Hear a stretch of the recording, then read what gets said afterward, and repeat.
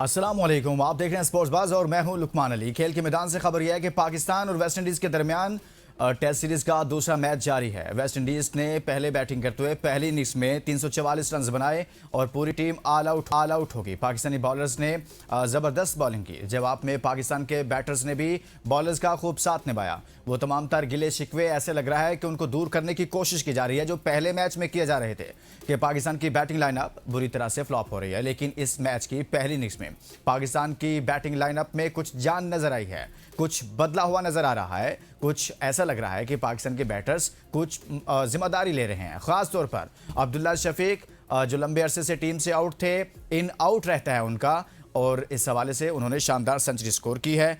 107 run किए हैं, crease पर मौजूद हैं। और साथ ही साथ बाबर आजम ने 126 बॉल पर 86 रन किए हैं, क्रीज पर मौजूद हैं। इन दोनों बैट्समैनों की जबरदस्त इनिंग की बदौलत पाकिस्तान इस वक्त वेस्ट इंडीज के खिलाफ इस दूसरे टेस्ट मैच में मजबूत पोजीशन में नजर आ रहा है। साथ ही साथ आपको यह भी बताएं कि पाकिस्तान की तरफ से अजान उवैस ने 55 रन की इनिंग भी खेली है। इमाम उल हक सिर्फ 14 रन बना सके। यूं पाकिस्तान की 2 विकेटें गिरी हैं और पाकिस्तान ने 344 के जवाब में 2 विकेटों के नुकसान पर 266 रन बना लिए हैं। और आज के दिन तक जब खेल का इख्तिताम हुआ तो पाकिस्तान इस वक्त मजबूत पोजीशन में है। और आज जब यानी कि तीसरे दिन खेल का आगाज होगा, मैच आगे बढ़ेगा, तो उसमें देखना यह है कि पाकिस्तान की बैटिंग लाइनअप किस करवट चलती है, क्योंकि एक अच्छा टारगेट देंगे तो ही आपके बॉलर्स इस टेस्ट मैच को बचा पाएंगे।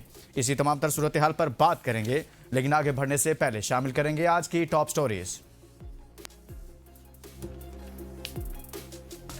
अब्दुल्ला शफीक और बाबर आजम की शानदार बैटिंग। पाकिस्तान की पहली इनिंग्स में 266 रन। पाकिस्तान को बर्तरी खत्म करने के लिए अब भी 78 रन दरकार। अब्दुल्ला शफीक की शानदार सेंचुरी। अब्दुल्ला शफीक ने अपने करियर की 6ठी टेस्ट सेंचुरी मुकम्मल की। तीसरी विकेट के लिए अब्दुल्ला शफीक और बाबर आजम के दरमियान 168 रन की नाकाबिले शिकस्त पार्टनरशिप कायम।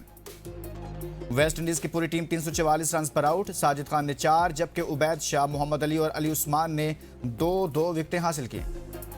Michael Smith Pakistan cricket team के बैटिंग कोच मुकर्रर। माइकल स्मिथ रेड बॉल और व्हाइट बॉल टीमों के साथ काम करेंगे। पाकिस्तान विमेन टीम को श्रीलंका के खिलाफ आखिरी T20 मैच में कामयाबी मिल गई। मेजबान टीम ने सीरीज 2-1 से अपने नाम की। पाकिस्तान और जनूबी कोरिया के दरमियान हॉकी टेस्ट का तीसरा मैच जारी। पाकिस्तान टीम को 2-0 की बढ़तरी हासिल। फास्ट बॉलर शाहीन अफरीदी की लंका प्रीमियर लीग में वापसी। शाहीन अफरीदी जाती वजूहात की बुनियाद पर वतन वापस आ गए थे।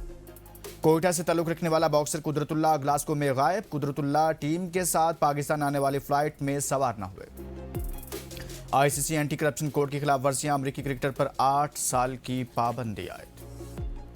आज की टॉप स्टोरीज आपने जानी है। इसी तमाम तर सूरत हाल पर बात करेंगे। हमारे साथ मौजूद हैं स्पोर्ट्स एनालिस्ट अमरीन अली। अमरीन, बहुत बहुत शुक्रिया आपका। टेस्ट मैच, पहले टेस्ट मैच में जो कुछ हुआ सबके सामने है। बहुत तनकीद हो रही थी पाकिस्तान की बैटिंग पर। हमने खुद इस पर बात की कि अगर पाकिस्तान की बैटिंग कुछ जान मारती, कुछ बेहतर करती, 60, 70, 80 रन और करते तो हम वो मैच बचा सकते थे। कुछ और तरह के रिजल्ट्स आ सकते थे। बॉलर्स के पास मार्जिन होता। आप समझती हैं कि पाकिस्तान की बैटिंग लाइनअप ने कुछ अच्छा कम बैक किया है और दूसरे टेस्ट में कुछ अच्छा आगाज फराहम किया है? बहुत शुक्रिया लुकमान, आपने मधु किया। और जहां तक बात करें टेस्ट की तो डेफिनेटली पहले टेस्ट से ज्यादा जो रात वाला मैच था वो बहुत अच्छा इसलिए भी रहा क्योंकि पहले टेस्ट में बहुत ज्यादा टीम ने मायूस किया और मैं नहीं समझती कि बहुत बड़ा टारगेट था जो उन्होंने चेस करना था। रन्स भी बहुत थोड़े से बनाने थे, लेकिन समझ में नहीं आ रही थी कि वो थोड़े रन्स बनाकर भी हार रहे हैं। और वेस्ट इंडीज की बात करें तो वो उनका असल में हर प्लेयर अपना हिस्सा डाल रहा था और वो जीत रहे थे। हालांकि इतना कोई खास मार्जिन नहीं था, इतना कोई बड़ा फर्क नहीं था, लेकिन उसके बावजूद हमारी टीम की जो कारकर्दगी थी वो बहुत ज्यादा खराब थी। और अगर मैं देखूं अभी भी, खैर हम आउट ऑफ द बॉक्स जाकर सेलिब्रेट नहीं कर सकते, ये हमारे लिए सेलिब्रेशन मोमेंट नहीं है क्योंकि अब अगर आप मुआवजा करें तो वेस्ट इंडीज कोई ऐसी टीम नहीं थी जो हमें टफ टाइम देती, लेकिन ऑल्दो उन्होंने हमें टफ टाइम दिया पिछले मैच में। और अगर खास तौर पर बात करें बाबर आजम की, जिनको अभी कम बैक हुआ था उनका कप्तानी में, तो उनके लिए तो ये बहुत ही बड़ा चैलेंज था कि वो इस चीज को सही तरीके से मैनेज करते। खैर पिछले मैच में भी आपने देखा कि इन्होंने तब्दीलियां की और पहले तो कहा गया कि जी चूंकि मॉनसून स्पेल आ रहा है तो हम 4 फास्ट बॉलर खिला लेते हैं, एक स्पिनर आउट कर देते हैं।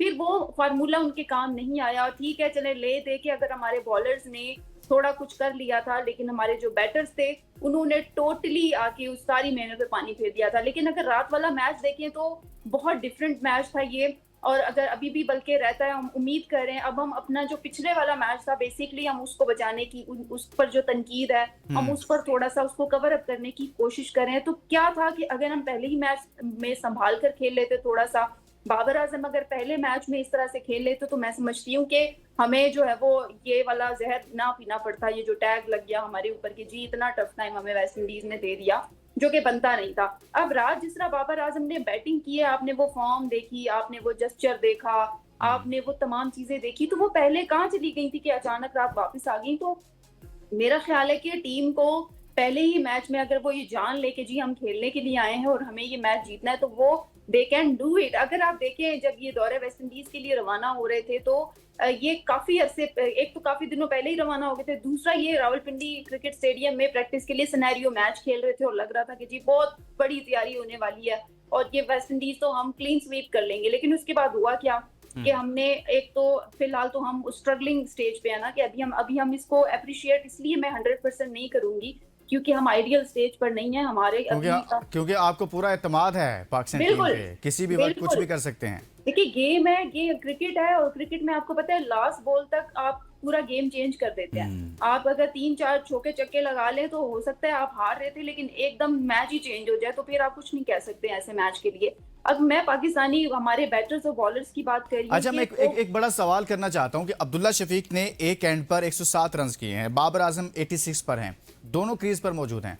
आपके ख्याल में अब्दुल्ला शफीक एक काफ़ी टाइम बाद कम बैक कर रहे हैं, आपको मालूम है कि उनका इन आउट रहता है और कभी टीम में आ गए कभी ड्रॉप हो गए, लेकिन जब जब इनिंग खेलते हैं तो बहुत शानदार इनिंग खेलते हैं, बड़ी अच्छी शॉट्स हैं उनके पास और लगता है बड़े स्टेबल प्लेयर हैं और समटाइम वो आते ही आउट हो जाते हैं।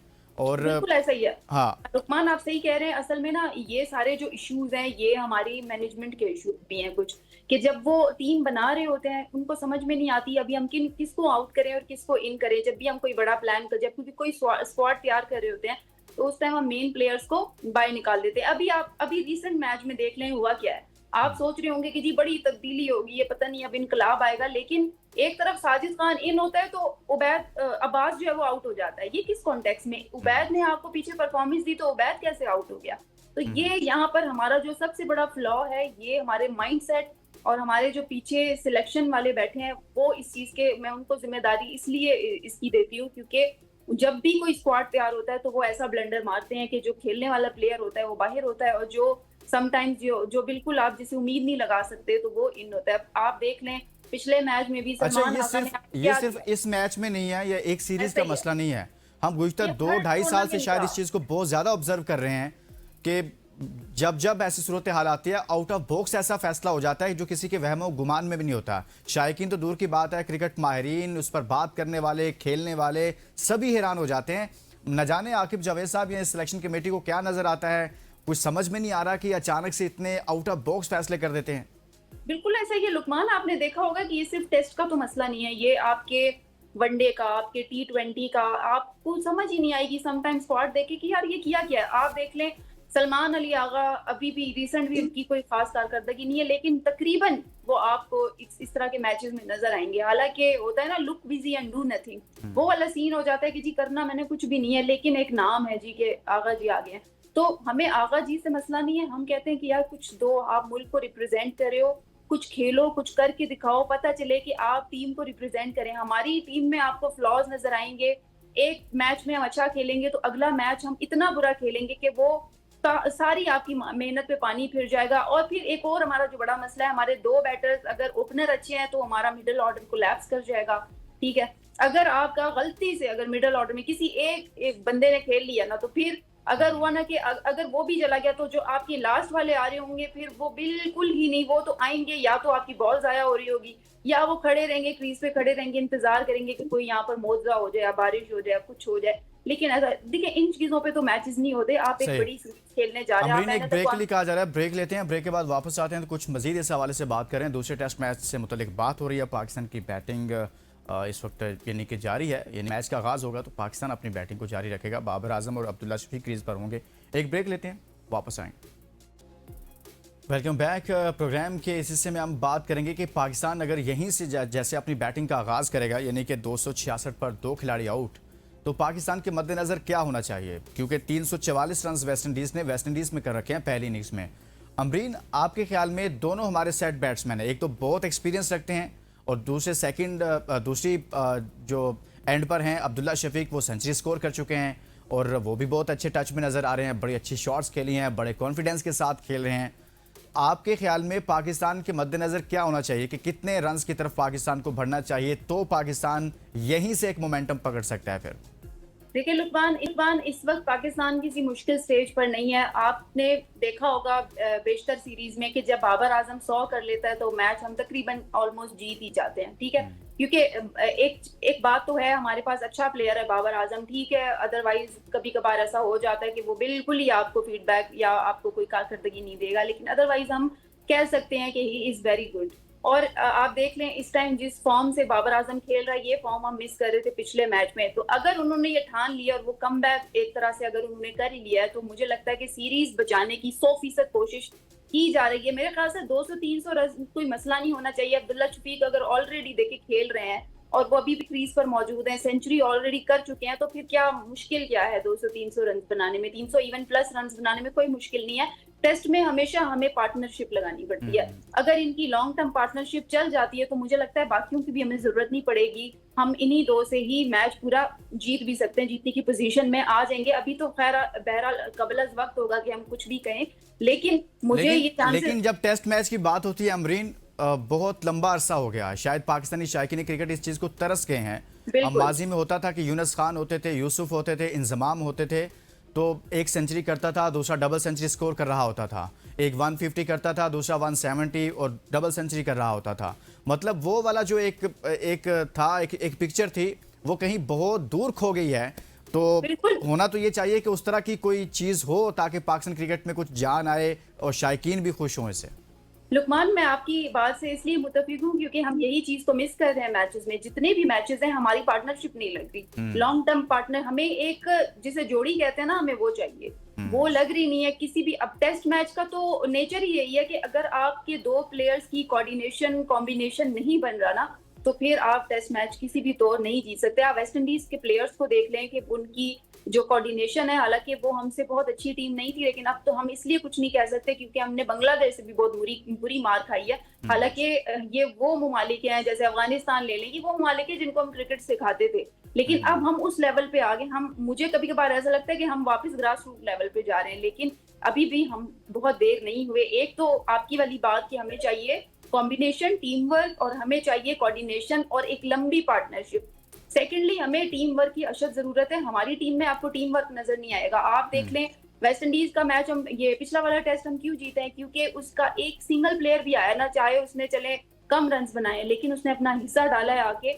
उसने ये नहीं कहा कि मैं नहीं करता तो अगला आके कर लेगा, सील्स आके कर लेगा, उसने ये नहीं कहा। बल्कि हमारे जो प्लेयर्स हैं ना, वो ये करते हैं कि ठीक है बाबर आउट हुआ है ना, तो अब तो भाई हमारे बस की बात नहीं है। अगर बाबर चला गया क्रीज पे तो उसकी जिम्मेदारी है कि सारा मैच उसने खेल के आना है। तो हमारे यहाँ बेसिकली ये नेचर चल रही है।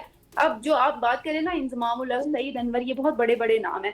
मेरा तो मानना यही, मेरी जाती सोच कह लें या जाती ख्वाहिश ही कह लें, कि मैं ये चाहती हूँ कि हमारे जितने भी सीनियर्स हैं, पिछले दिनों तो बल्कि साबिक कप्तान राशिद लतीफ ने भी ये बात कही थी कि इनको जो पुराने प्लेयर्स हैं जैसे यूनुस खान है, उनकी जो कोशिशें हैं या उनकी थोड़ी सी हेल्प ले लेनी चाहिए। जितने भी सीनियर्स हैं, जब तक वो हमारे सिस्टम में नहीं आ जाते, वो कोचिंग में आ जाएं, वो बॉलिंग में आ जाए, बॉलिंग में तो बल्कि रहे भी हैं भी उमर गुल की तरह, बॉलिंग में आ जाए, बैटिंग अमरीन, पहले वाले जो पहले बैठे हुए हैं उनकी परफॉर्मेंस इतनी शानदार है कि क्रिकेट बोर्ड का दिल ही नहीं करता कि उनको उनकी जगह से हिलाया जाए। सही कह रहे हैं, बिल्कुल तो कैसे हो सकता है कि यूनुस खान जैसा बंदा जो बहुत स्ट्रेट फॉरवर्ड है, किसी की सुनता नहीं है, मतलब सुनना इस मुराद में कि वो अपने काम से काम रखता है और जो उसको अच्छा लगता है वो वही करने की कोशिश करता है, तो ऐसे लोग सिस्टम में चल नहीं पाते, तो इसीलिए शायद उनको लिया नहीं जा रहा। काफ़ी देर से ये डिबेट चल रही है। अब हम कुछ बात करते हैं। Michael Smith Pakistan cricket team के बैटिंग कोच मुकर्रर कर दिए गए हैं। रेड बॉल और वाइट बॉल टीमों के साथ वो काम करेंगे।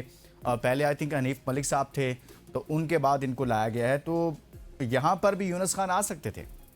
बिल्कुल ऐसा ही है लुकमान। अब देख लें, आप कहते हैं ना आजमाए हुए को क्या आजमाना, तो बात वही होती है कि आप आजमाए हुए लोगों को बार बार आजमाते हैं। जैसे आकिब जावेद हैं, तो वो रिप्लेस भी नहीं होना चाहते। फिर अब माइक हैसन है, माइक हैसन का आप इंटरेस्ट देख लें। पिछले इवन मैचेस में आपने जो T20 मैचेस इवन देख लिए थे, उनका सारा आपने टीम वर्क देख लिया था, तो उसके बाद जरूरत थी कि उनको आप अगला चांस देते। आप यूनुस खान को पिक करते जब यूनिस खान ने इनडायरेक्टली या डायरेक्टली इजहार भी किया था कि वो बिल्कुल तैयार है अपनी खिदमत के लिए, तो क्यों आप उन्हें नहीं सिलेक्ट करते? क्योंकि वो ब्लंट है, इसलिए ये रीजन है, या कुछ और रीजन है, या आपस के कुछ रीजन है?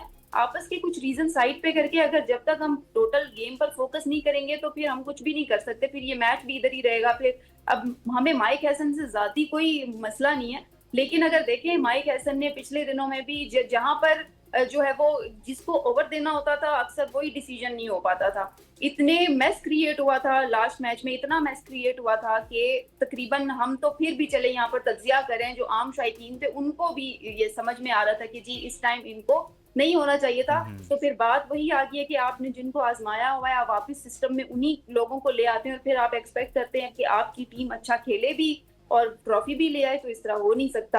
अब हमारा इस टाइम हम लगे हुए हैं स्टेक पर, हम इस टाइम, मैं तो आज बिल्कुल इसलिए खुशी नहीं मना रही क्योंकि मुझे कप्तान से भी बहुत उम्मीदें थी। ऑल्दो मैं बाबर आजम की सपोर्टर हूँ, उनकी फैन मुझे अच्छे लगते हैं और मैंने हमेशा से सपोर्ट किया, लेकिन जब उन्होंने वापस कप्तानी आई है तो उन्होंने पिछले मैच में इतना मायूस किया, हालांकि ये उनके लिए चैलेंजिंग सिचुएशन थी, इतना मायूस किया कि अब अगर इस मैच में वो संभालने की कोशिश करें, देखिए हम इंफरादी तौर पर यहाँ पर नहीं बैठे हुए कि लोग अपनी इंफरादी जो कारकर्दगी है वो दें, हम टीम का काम चाहते हैं, हम चाहते हैं कौन के मैच की रिक्वायरमेंट है, जो टीम की रिक्वायरमेंट है उसके अकॉर्डिंग आपको आगे बढ़ना होता है।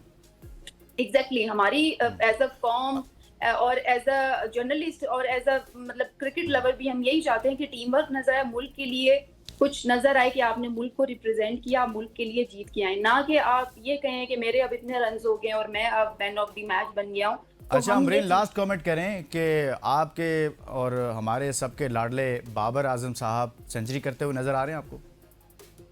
इंशाल्लाह, क्योंकि अगर उन्होंने देखें मेन मसला होता है शुरू वाले रन, मेन मसला होता है शुरू, जब वो एक बाबर आजम की एक और भी साइकी है कि जब वो टेस्ट में बेसिकली वो टाइम लगाते हैं थोड़ा सा पिच पर एडजस्ट होने के लिए, और जब वो एडजस्ट हो जाते हैं तो वो 100 बनाए बगैर फिर वापस नहीं आएंगे, इतना तो मुझे यकीन है। आप कह रहे हैं कि एडजस्ट हो जाएं तो फिर 100 बनाए बिना रहते नहीं है बाबर भाई, अब उन्होंने अब ज्यादा जिम्मेदारी आप पर आयद होगी, अमरीन ने भी बोल दिया। बहुत बहुत शुक्रिया अमरीन आपका। और आज के शो में हमने बात की सेकंड टेस्ट मैच के हवाले से। पाकिस्तान 266 रन 2 विकेटों के नुकसान से अपनी बैटिंग को आगे बढ़ाएगा। बाबर आजम अब्दुल्ला शफीक क्रीज पर मौजूद हैं। इजाजत दीजिए, अपना बहुत सारा ख्याल रखिए, अल्लाह हाफिज।